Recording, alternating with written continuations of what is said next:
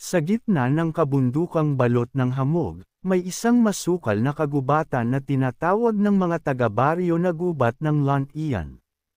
Dito raw nakatira ang mga nilalang na hindi basta-basta ipinapakita ang kanilang anyo sa tao, mga diwata, duwende, kapra, at higit sa lahat, ang mga tikbalang. Isang umaga, kakaiba ang panahon. Ang araw ay matindi ang sikat, ngunit sa kabilang dako ay bumubuhos ang ulan, tila nag-aaway ang langit at lupa kung alin sa dalawa ang dapat maneg. Sa baryo ng San Isidro, nagtakbuhan ang mga bata sa labas habang sumisigaw. Umuulan pero maaraw. May kinakasal na tikbalang. Ang mga matatanda ay ngumiti at sabay-sabay na tumango. Totoo iyan, wika ni Lola Sayon, ang pinakamatandang tagapagkwento sa baryo. Ngayon daw ikinakasal ang anak ni Haring Tikbalang ng Hilaga. Ngunit sa loob ng kagubatan, ang araw at ulan ay may ibang kahulugan. Sa pinakaloob, kung saan walang sinag ng tao ang umaabot, naghahanda nga ang mga nilalang ng gubat sa isang napakahalagang okasyon, ang kasal ni Lacancelob, ang anak ng Haring Tikbalang, kay Dayang Alapaap, isang diwata ng ulap at liwanag. Sa ilalim ng punong nara, abala ang mga duwende sa pag-aayos ng mga bulaklak na kuminang na parang kristal. Ang mga diwata naman ay naghahabi ng belo mula sa sinag ng araw at ambon. Ang mga kapra ay nag-ukit ng mga upuang yari sa mga ugat ng puno, at ang mga ibon ay nag-ensayo ng awitin ng pag-ibig. Ngunit sa kabila ng kasiyahan, may isang tikbalang na tila hindi makangiti, si Lacancelob mismo. Sa kanyang silid na binubuo ng mga lumulutang na bato, nakatanaw siya sa langit. Ang ulan ay dumarampi sa kanyang balahibo, habang ang sinag ng araw ay kumikislap sa kanyang gintong mata. Araw at ulan, mahina niyang bulong. Ngunit sa puso ko, bakit tila bagyo?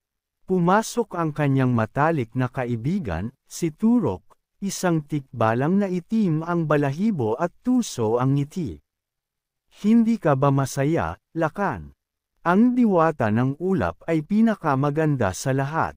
Isang karangalan ang mapang-asawa mo siya. Ngunit ngumiti lamang si Celob ng mapait. Oo, ngunit hindi ko siya pinili. Ang kasal na ito ay kasunduan ng mga kaharian, hindi ng mga puso. Tumahimik si Turok, sapagkat alam niyang hindi maaaring suwayan ang utos ng hari. Ang kasal ay magpapatibay ng kapayapaan sa pagitan ng mga nilalang ng lupa at langit. Ngunit sino nga ba ang may lakas ng loob tumanggi sa tadhana? Sa labas, muling kumislap ang liwanag ng araw kasabay ng malakas na patak ng ulan. At doon, sa kalayuan, may isang aninong nakasilip mula sa likod ng mga punong kahoy, isang babae, hindi diwata, hindi rin tikbalang. Isang tao, at sa kanyang mga mata, may halong takot, at hiwaga. Habang patuloy ang kakaibang panahon, umuulan ngunit maliwanag ang araw, naglalakad si Lira, isang dalagang taga-baryo ng San Isidro. May dala siyang basket ng mga halamang gamot na dapat sana'y ipagbibigay niya kay Aling Tinay. Ngunit dahil sa biglaang ulan, napilitang siyang samilong sa gilid ng gubat ng Lantian. Nakakapanindig balahibo talaga ang lugar na ito, bulong niya sa sarili. Sabi ni Lola, dito raw nagpapakita ang mga tikbalang kapag maaraw at umuulan.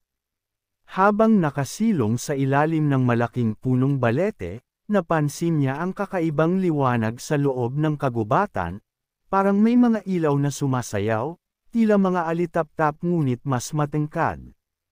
Ang ihip ng hangin ay may dalang musika, banayad, malaharpa, at tila umaawit ng awit ng kasal.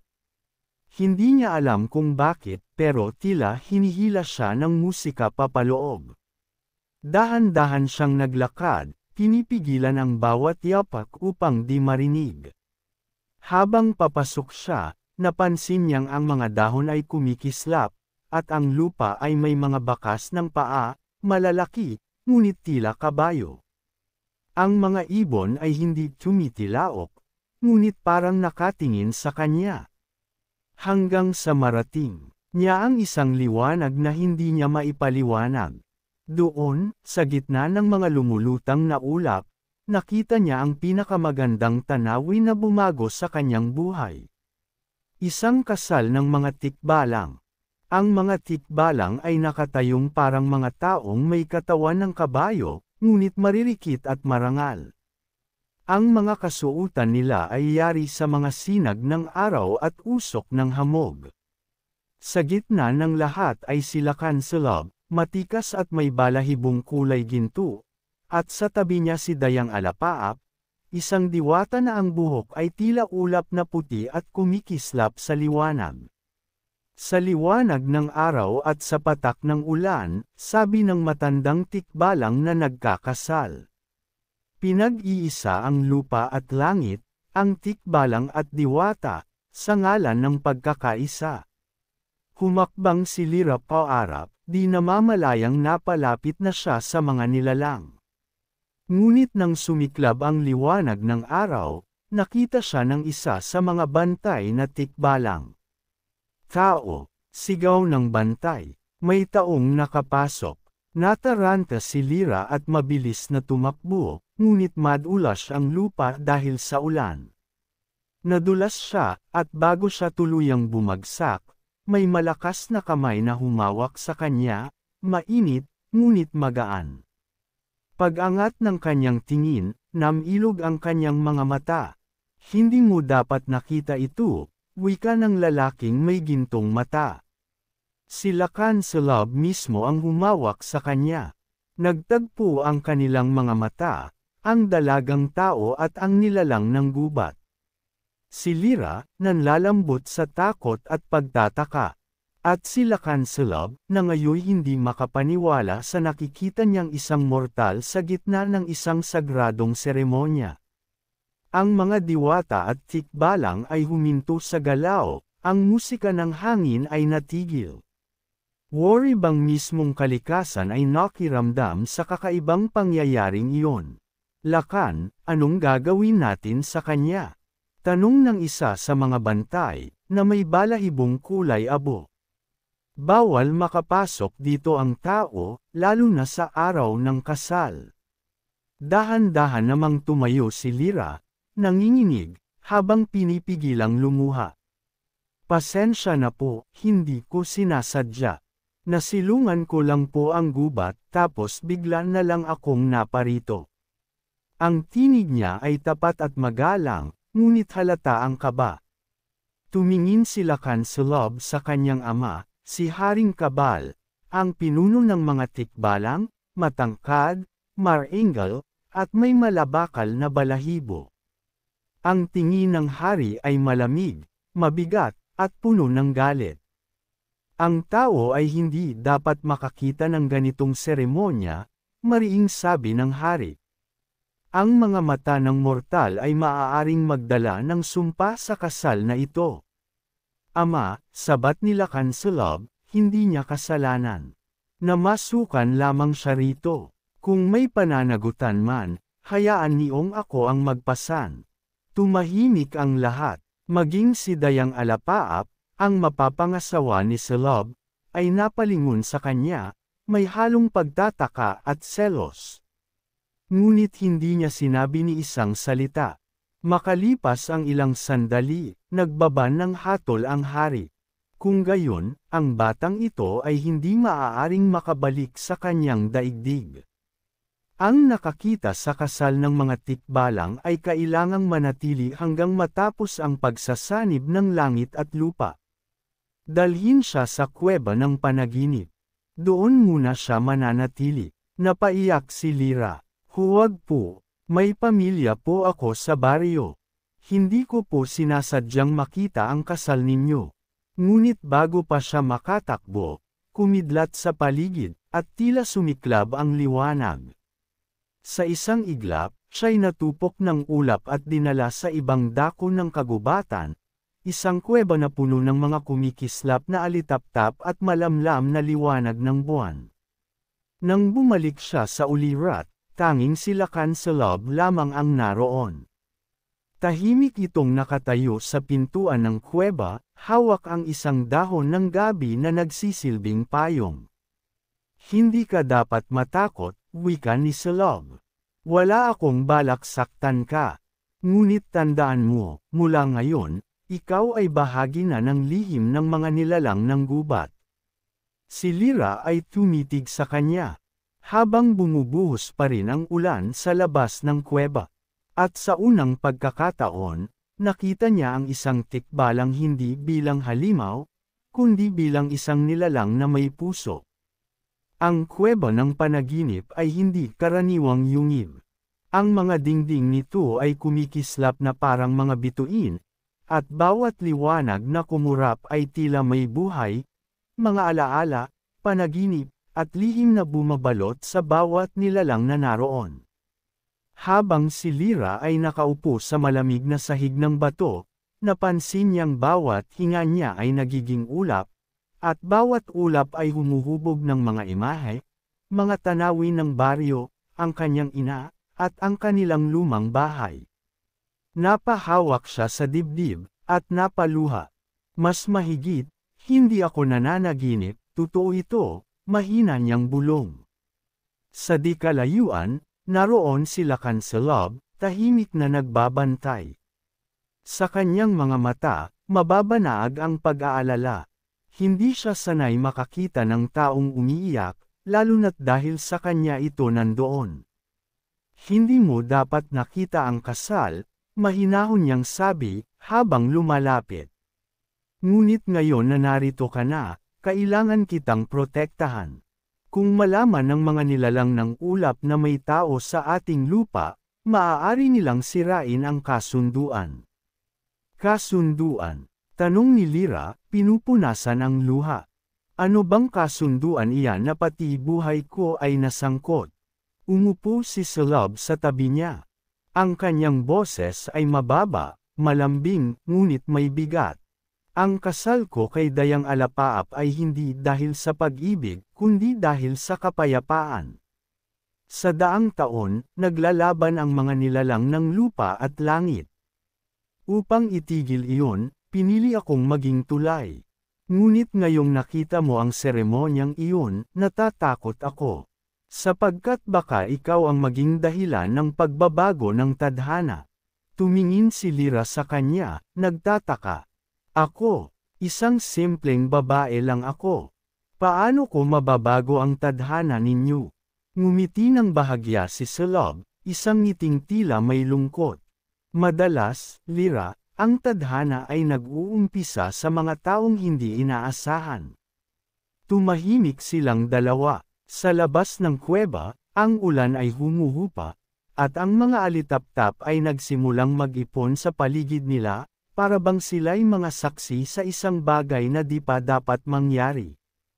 Ngunit bago pa man nila mapagpatuloy ang pag-uusap, narinig nila ang kalusko sa dulo ng kuweba, isang malalim na boses na umalangaw-ngaw sa hangin. Lacancelab, nilalabag mo na ang batas ng gubat.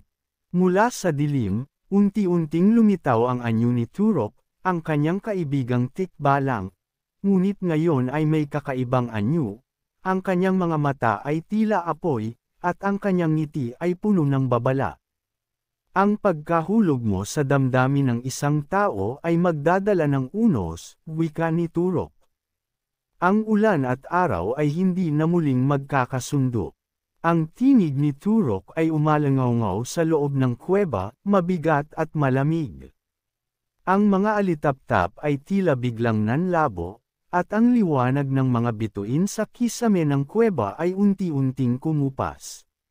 Si Lyra ay napaatras, habang si Lacancelab naman ay humarap sa kanyang dating kaibigan.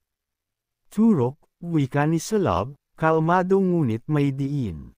Bantay ako sa kanya. Wala akong masamang balak. Ang tao'y walang kasalanan. Ngunit tumawa si Turok, isang tawang mababa, puno ng panunuya.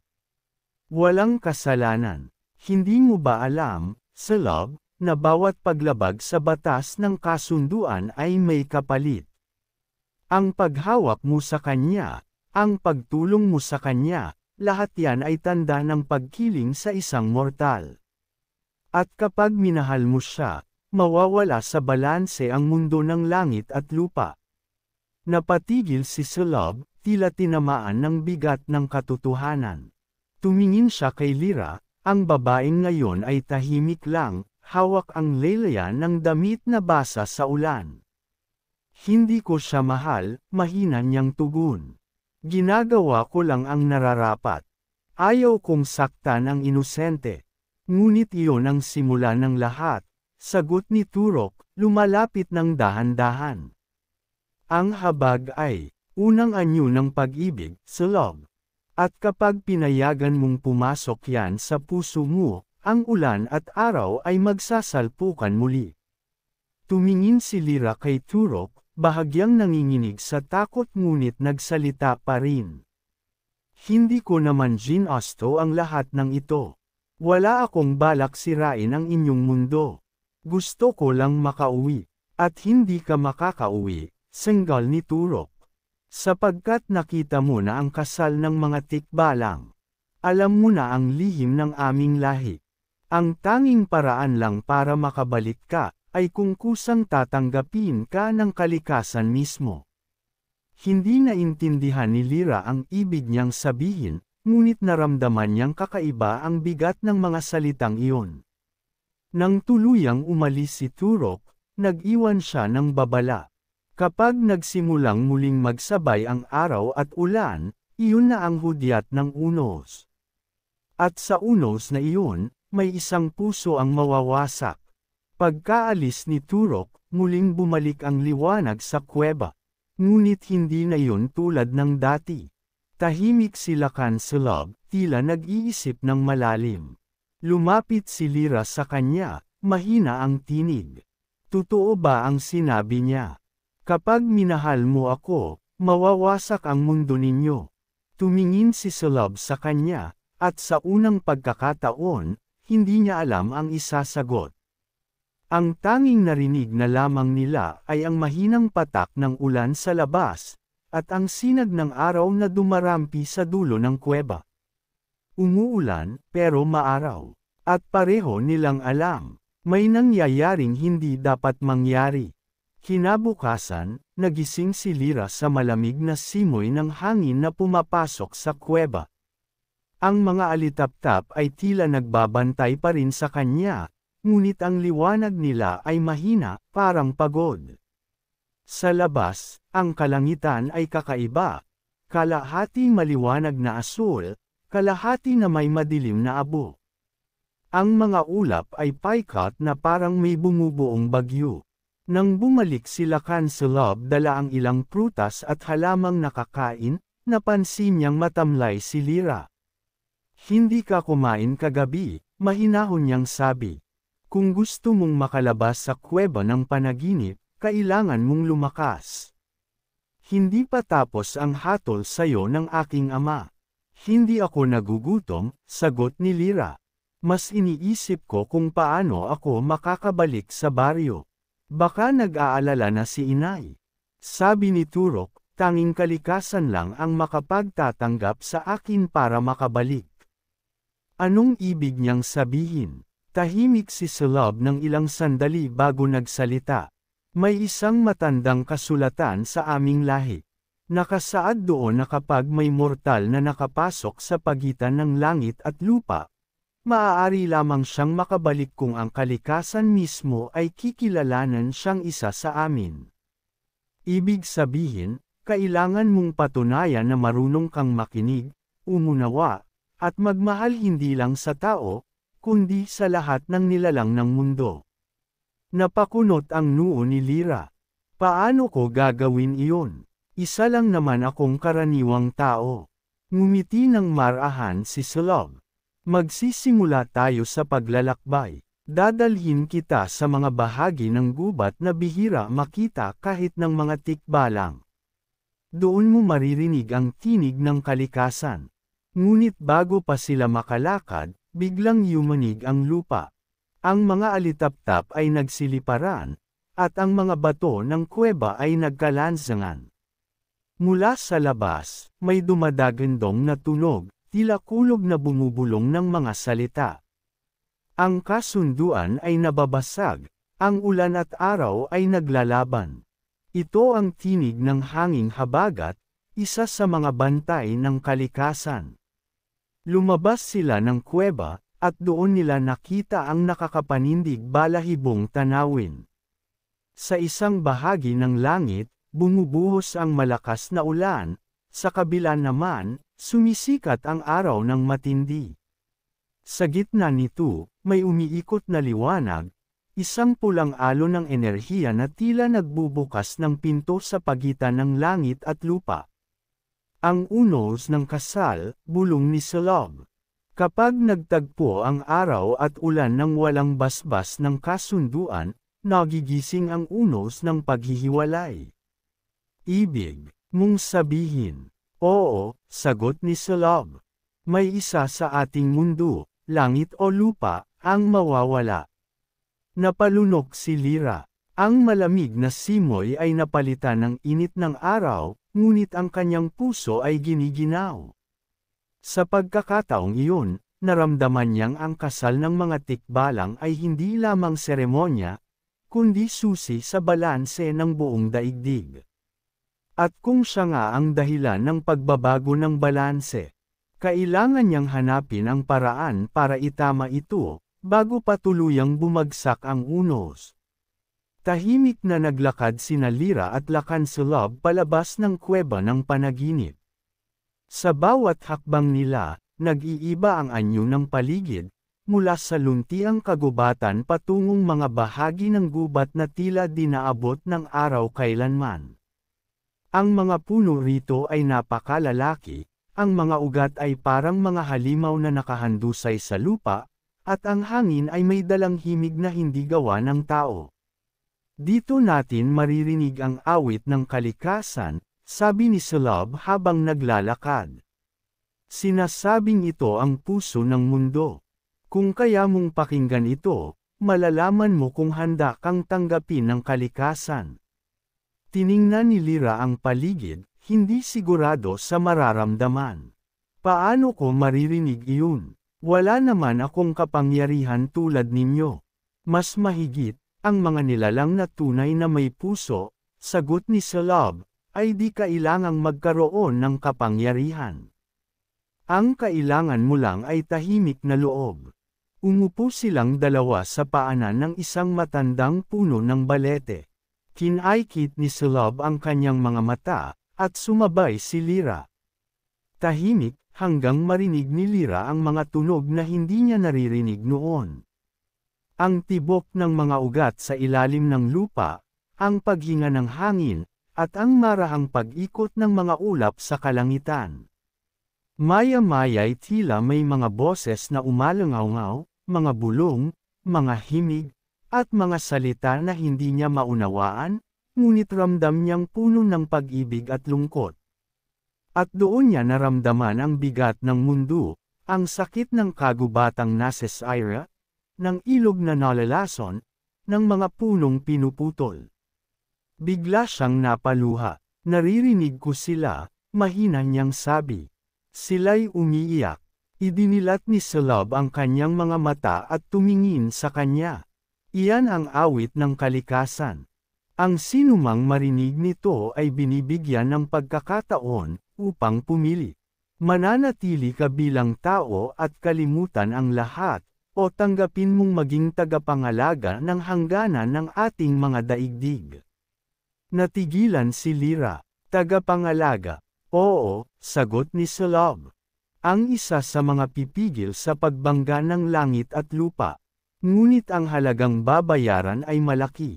Tiningnan niya si Shelob, ramdam ang bigat sa mga mata nito. Ano ang kapalit? Tanong ni Lyra.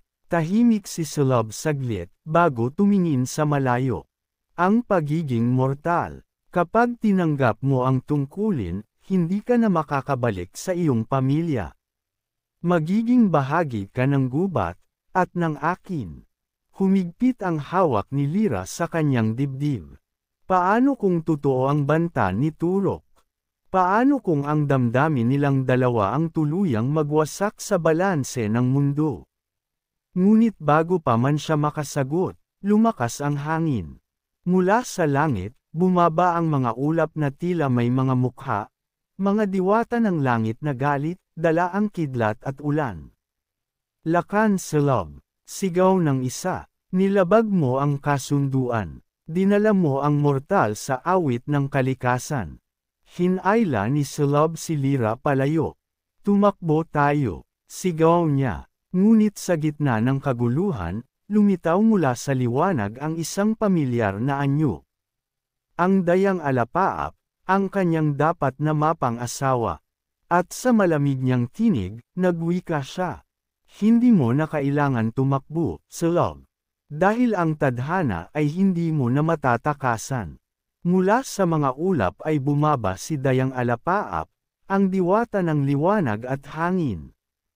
Ang kanyang anyo ay nakabibighani, ang buhok niyang tila usok ay umaalon sa hangin, at sa bawat galaw niya, kumikidlat ang kalangitan. Ngunit sa likod ng kagandahan ay nakatago ang matinding puot. Lakan Selab, malamig niyang sabi. Sa halip na ipagpatuloy ang ating kasal, nakikipagtago ka sa isang mortal. Nilapastangan mo ang kasunduan ng langit at lupa. Umalangaw-ngaw ang kanyang tinig sa buong kagubatan. Ang mga diwata ng ulap ay bumuo ng bilog sa paligid, tila mga hukom ng kalikasan. Si Lyra, nanginginig, ay napaatras at napasandal sa puno. Hindi ko alam na bawal ako rito, pakiusap ni Lyra. Wala akong ginasto kundi makauwi. Ngunit tumawa si Dayang Alapaap, isang tawang malamig at nakakasakit sa pandinig. Makauwi, sa oras na ito, bata, ikaw na ang dahilan ng kaguluhan sa pagitan ng aming mga kaharian. Ang kasal ay dapat nagbuklod ng kapayapaan, ngunit dahil sa iyo, nagigising ang unos. Lumusab si Selab, hawak ang kamay ni Lyra. Huwag mo siyang saktan, Alapaap. Ako ang nagdala sa kanya rito. Ako ang nagkasala. Lumipad si Dayang Alapaap pababa at tumitig sa kanya ng may halong sakit at galit. Ginawa ko ang lahat upang tanggapin ang kasunduang ito. Ipinagpalit ko ang kalayaan ko alang-alang sa kapayapaan ng ating mga mundo. Ngunit ikaw, Selab, pinili mong suwayin ito dahil sa isang tao. Lumakas ang hangin, at nagbago ang langit. Ang mga ulap ay naging maitim, at ang ulan ay bumuhos ng masidi habang ang araw ay patuloy pa ring nagniningning.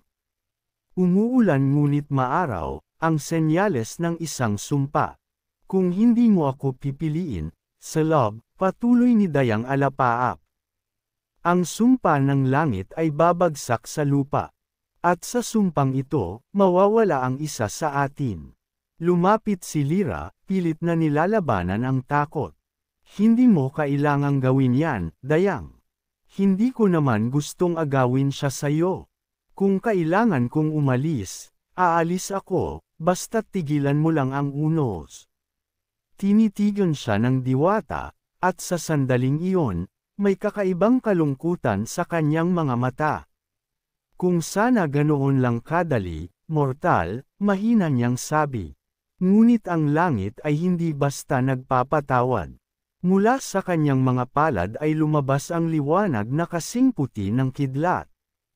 Ibinato niya ito sa lupa, at sa isang iglap, ang lupa ay nagbitak, at mula roon ay umangat ang mga aninong may hugis ng kabayo. Ang mga ito ay mga tikbalang ng ulap, mga espiritong nilikha upang sirain ang anumang lumalaban sa kalooban ng langit. Selab, sigaw ni Lyra habang hinayla siya ng hangin palayo. Tumakbo ka, hindi mo sila kayang labanan mag-isa. Ngunit tumayo si Selab sa gitna ng unos, itinaas ang kanyang kamay, at sa unang pagkakataon, nagningning ang kanyang mga mata na tila araw sa ilalim ng ulan. Kung kailangang labanan ang langit para protektahan ang lupa, gagawin ko ito. At sumabog ang liwanag. Sumabog ang liwanag sa kalangitan, puti, ginto, at asul. Ang mga ulap ay nagbanggaan, at mula roon ay bumaba ang mga tikbalang ng ulap, mga nilalang na gawa sa hangin at kidlat. Ang kanilang mga mata ay kumikislap ng kuryente, at bawat yapak nila ay nagdudulot ng kulog. Sa kabilang panig, mula sa ilalim ng lupa, tumindig ang mga tikbalang ng lupa, mga kaalyado ni Lacancelab, malalaki, mabigat, at may balat na parang kahoy na bato. Ang kanilang mga hininga ay usok ng apoy mula sa kailaliman. Umuulan at maaraw, kulog at liwanag, apoy at hangin, lahat ay nagsalpukan sa gitna ng gubat. Ang mundo ay tila pinupunit sa dalawa. Sa gitna ng kaguluhan, nakatayo si Lyra, hawak ang dibdib, habang pinagmamasdan si Shelob na nakikipaglaban kay Dayang Alapaap. Ang bawat galaw ni Shelob ay may apoy, at bawat galaw ng Dayang ay may kidlat. Ang kanilang laban ay parang sayaw ng dalawang tadhana, isa ng lupa, isa ng langit. Hindi mo ako matatalo, Shelob. Sigaw ni Alapaap habang naglalabas ng liwanag mula sa kanyang mga palad. Ang langit ay may batas na di mo mababali. At ang puso ay may batas na di ninyo mauunawaan. Sagot ni Shelob habang hamampas ng apoy mula sa kanyang mga kamay. Ang pag-ibig ay hindi kasalanan.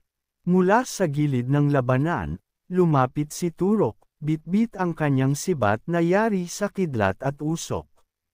Shelob, tumigil ka. Ang bawat hampas ninyo ay nagbabasag ng hangganan. Kung magpatuloy ka pa, parehong mawawasak ang langit at lupa. Ngunit huli na. Muling nagbanggaan ang apoy ni Shelob at liwanag ni Alapaap, at sa sandaling iyon, pumutok ang kalangitan, isang napakalakas na pagsabog ng enerhiya. Nahulog si Lyra sa lupa, natakpan ng alikabok. Sa kanyang pandinig, tanging mga tinig na malabo ang naririnig, sigaw ni Shelob, hiyaw ni Alapaap, at ang bulong ni Turok. Pag-angat ng ulap ng usok, nakita ni Lyra ang nakapangangilabot na tanawin. Ang kalahati ng kagubatan ay tuyo at nagliliyab, habang ang kalahati ay binabaha ng malakas na ulan. At sa gitna nito, nakahandusay si Shelob, sugatan, habang si Alapaap ay lumuluhod sa tabi niya, umiiyak. Shelob, bulong ng Dayang, nanginginig ang tinig. Hindi ko sinasadya. Hindi ko ginusto ang ganito. Bumukas ang mga mata ni Shelob, mahinang ngumiti. Ngayon mo ako naintindihan, Dayang, minsan, hindi natin pipiliin ang ating tungkulin. Ngunit may mga puso tayong kailangang sundin. Lumapit si Lyra, luhaang hinawakan ang kamay ni Shelob. Shelob, huwag kang bibitaw. Marami pa tayong gagawin. Hindi pa tapos ang laban. Ngunit ngumiti lamang siya, at marahang pinisil ang kanyang kamay. Lyra, ikaw ang awit ng kalikasan. Ang tanging makakapagpatahimik sa unos ay ang pusong marunong magmahal sa kabila ng takot.